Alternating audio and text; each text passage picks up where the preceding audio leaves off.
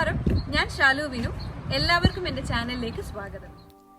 നമ്മുടെ ഇന്നത്തെ റെസിപ്പി കുമ്പളങ്ങയും തക്കാളിയും ചേർത്തിട്ടുള്ള ഒരു നാടൻ കറിയാണ്. ഈ ഒരു കറി ഉണ്ടെങ്കിൽ നമുക്ക് നല്ല ചൂട് കുത്തരി ചോറിൻ്റെ കൂടെ വേറെ ഒരു കറി ആവശ്യമായിട്ട് വരില്ല കേട്ടോ. ഇത് നമുക്ക് പെട്ടെന്ന് തന്നെ റെഡിയാക്കി എടുക്കാനും പറ്റും.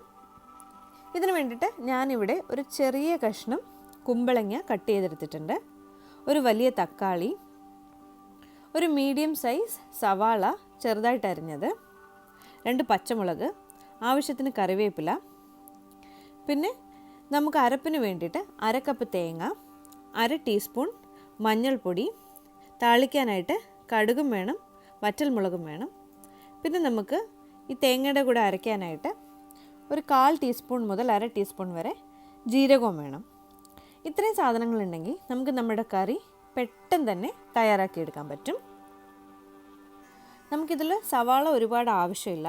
ഞാനിതിൽ പകുതി സവാള താളിക്കാനായിട്ട് അരിഞ്ഞു വെച്ചിട്ടുണ്ട്. ബാക്കി അതിൽ നിന്ന് കുറച്ച് മാത്രമേ ഈ വെജിറ്റബിൾസ് വേവിക്കുന്ന കൂട്ടത്തിലിടുന്നുള്ളൂ.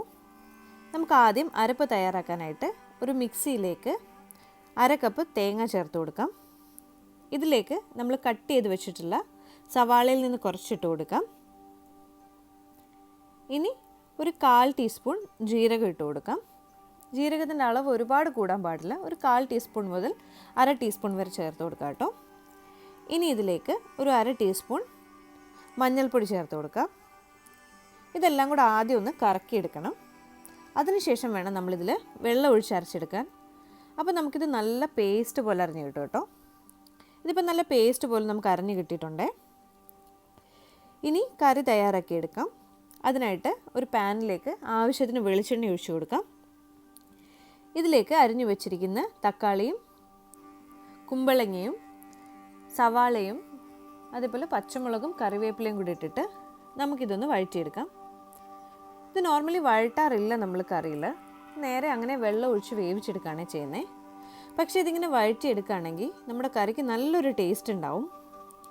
ഇനി ഇതിലേക്ക് 1/4 ടീസ്പൂൺ മഞ്ഞൾപ്പൊടിയും ആവശ്യത്തിന് ഉപ്പും കൂടി ഇട്ട് കൊടുത്തിട്ട് നമുക്ക് ഒന്നുകൂടെ ഒന്ന് വഴറ്റിയെടുക്കാം.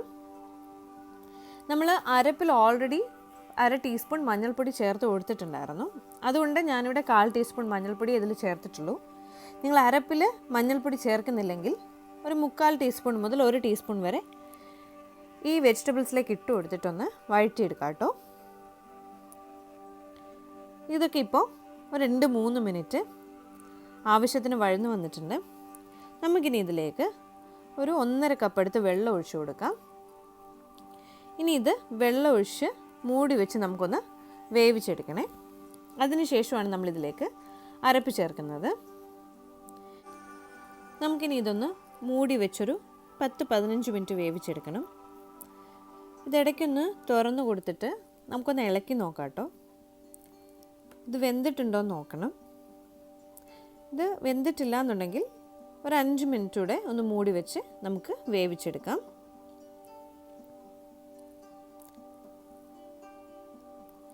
ഇതിപ്പോൾ ഏകദേശം ഒരു 15 മിനിറ്റോളം വെന്തിട്ടുണ്ട്. ഇനി നമുക്കിതൊന്ന് തുറന്നു കൊടുത്ത് നോക്കാം.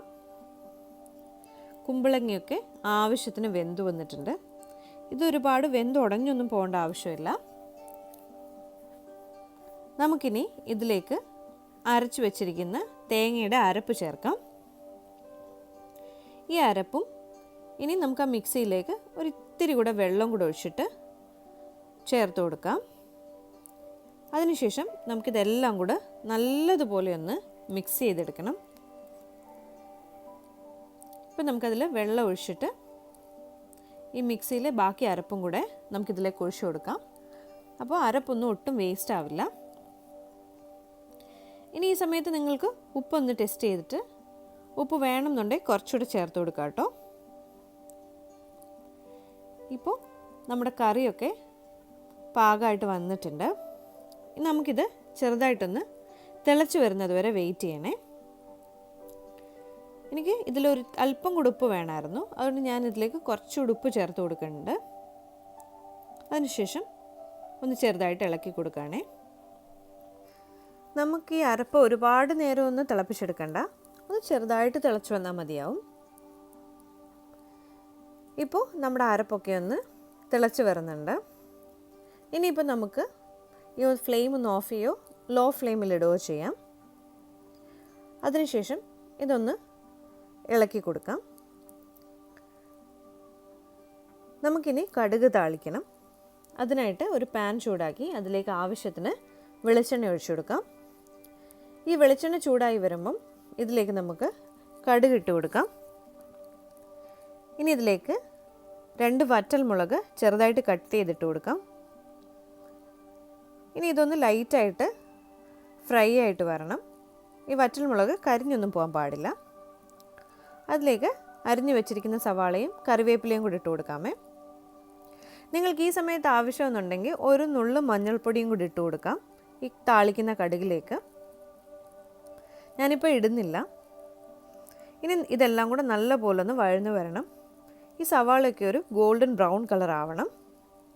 ചുവന്നുള്ളി ഉണ്ടെങ്കിൽ കടുക് തളിക്കുമ്പോൾ എപ്പോഴും അതായിരിക്കും നല്ലൊരു ടേസ്റ്റ് ഉണ്ടാവുക. ഇനി നമ്മുടെ തയ്യാറായിരിക്കുന്ന കറിയിലേക്ക് ഈ താളിച്ച കടുക് ഒഴിച്ചു കൊടുക്കാം കേട്ടോ. ഇങ്ങനെ ഇത് ഒഴിച്ചു കൊടുത്താൽ ഉടനെ തന്നെ നമ്മളൊരു മൂടി വെച്ചത് മൂടി വയ്ക്കണം. അപ്പോഴേ നമ്മുടെ കറിയിലേക്ക് ഇതിൻ്റെ ഫ്ലേവറൊക്കെ നല്ലതുപോലെ ഒന്ന് ഇറങ്ങുള്ളൂ.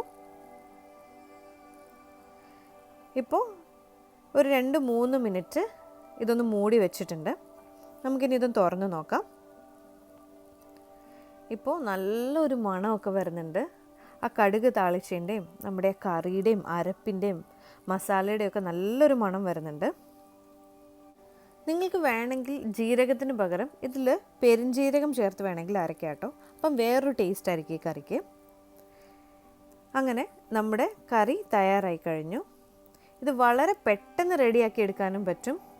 നല്ലൊരു ടേസ്റ്റും ആയിരിക്കും കേട്ടോ ഈ കറിക്ക്. അപ്പോൾ എല്ലാവരും ഇതൊന്ന് ട്രൈ ചെയ്ത് നോക്കുക. ഇഷ്ടമാകുകയാണെന്നുണ്ടെങ്കിൽ എൻ്റെ ചാനലൊന്ന് സബ്സ്ക്രൈബ് ചെയ്യാൻ വേണേ.